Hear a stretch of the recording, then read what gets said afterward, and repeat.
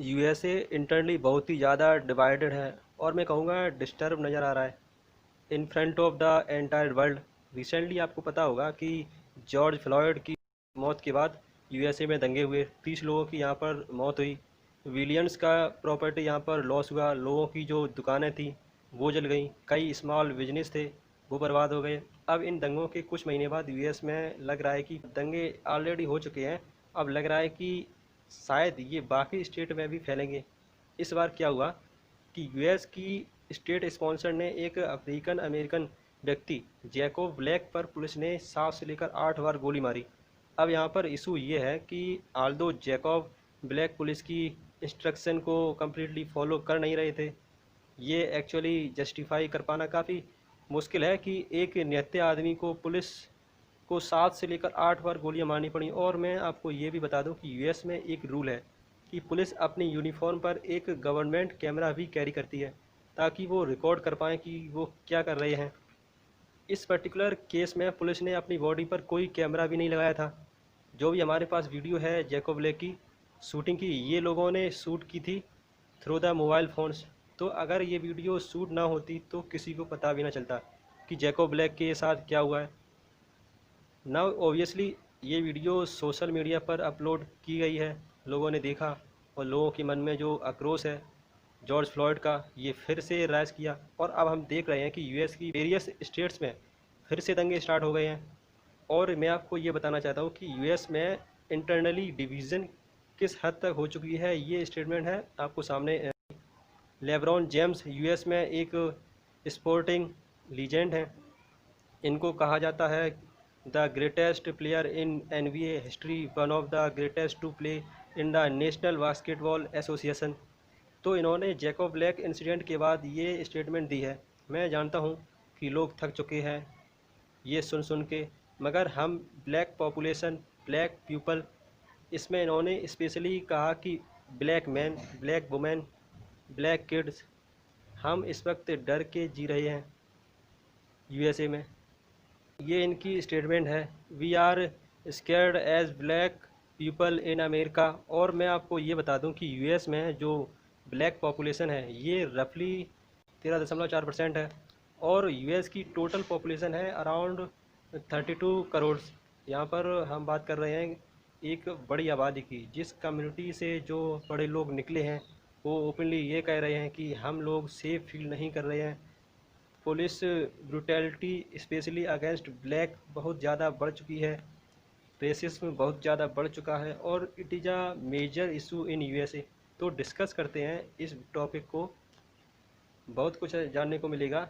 Riots break out again in USA. So अगर आपने अभी तक चैनल को सब्सक्राइब नहीं किया है तो चैनल को सब्सक्राइब ज़रूर कर लें और बेल आइकन ज़रूर दबा दो जिससे मेरी हर वीडियो की नोटिफिकेशन आप तक पहुंच पाए। तो जैसे मैंने आपको बताया कि विस्कॉन्सिन में आज के समय काफ़ी डिस्टरबेंस है, काफ़ी दंगे स्टार्ट हो चुके हैं वहाँ पर। और आज के समय विस्कॉन्सिन में काफ़ी टेंशन है, लोग डर के जी रहे हैं कि कभी भी बड़े लेवल पर रॉयट्स स्टार्ट हो सकती है। और आज के समय विस्कॉन्सिन में काफ़ी टेंशन है, लोग डर में जी रहे हैं कि कभी भी बड़े लेवल पर रॉयट्स स्टार्ट हो सकती हैं and it can destroyed the state economy. अभी के लिए जो न्यूज़ आ रही है उसमें पता लग रहा है कि जो प्रोटेस्टर हैं इन्होंने बहुत सारी बिल्डिंग्स को आग लगा दी है। ये भी न्यूज़ आ रही है कि हालांकि कंफर्म नहीं है कि जो पुलिस स्टेशन वहाँ पर भी अटैक करने की कोशिश की गई थी। यहाँ पर आप देख पाओगे आर्टिकल है बाई द हिंदू टाइम्स, ये रियलिटी इमेज है ऑफ यूएस जो 48 घंटे में ली गई है। और यहाँ पर आप देख पाओगे ये एक एग्जांपल है, ये छोटा सा फर्नीचर हाउस है विस्कॉन्सिन में, इसको एक तरीके से जला दिया गया आफ्टर द रॉयट्स। ये समझ पाना काफ़ी मुश्किल होता है कि ठीक है पुलिस ने जो ब्रुटैलिटी की है वो गलत है, मगर उसके रिएक्शन में आप पब्लिक प्रॉपर्टी को डिस्ट्रॉय करें। ना सिर्फ पब्लिक प्रॉपर्टी, जो वहाँ पर पीसफुली लिविंग सिटीजन्स हैं, वो वहाँ पर बिजनेस ऑनर्स हैं, उनकी बिल्डिंग को भी जला दिया जाए। विस्कॉन्सिन बाय द वे मैं आपको ये बता दूं कि यहाँ पर है अभी के लिए जो दंगे चल रहे हैं वो प्राइमरीली विस्कॉन्सिन में सीमित हैं। डर ये है यूएस में कि जो ये दंगे हैं ये बहुत ही जल्द बाकी स्टेट में ना फैल जाएं। जिस तरीके से जॉर्ज फ्लॉयड्स में हुआ था। यहाँ पर आप पूछेंगे कि दंगे फैलने का डर क्यों है।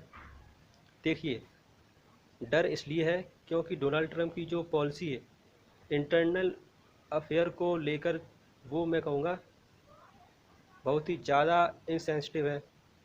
जो बाइडेन जो डोनाल्ड ट्रंप के खिलाफ लड़ रहे हैं for the US presidential post, इन्होंने इमिडिएटली एक प्रेस रिलीज जारी करी और ये कहा कि जो हुआ है जैकब ब्लैक के साथ ये बहुत गलत है, पुलिस ब्रुटैलिटी गलत है।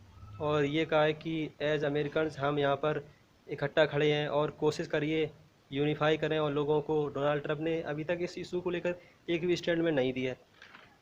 माना ये जा रहा है कि अगर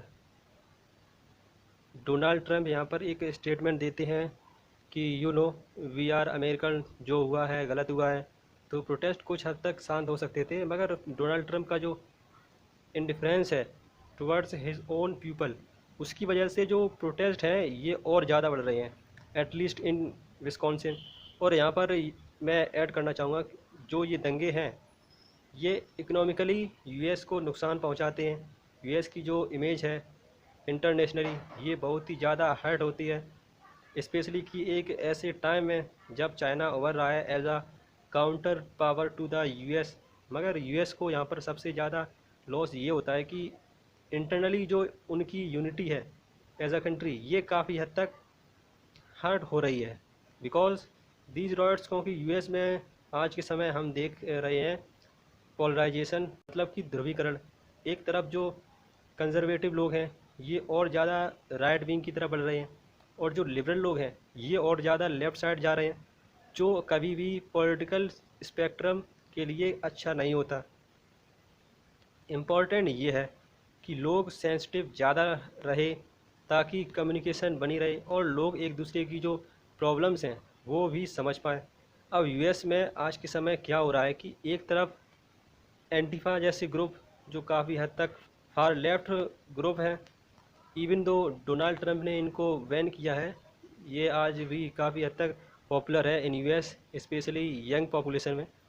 और साथ ही साथ यूएस में इनको काउंटर करने के लिए वाइट सुपरमिस्ट ग्रुप भी खड़े हो रहे हैं।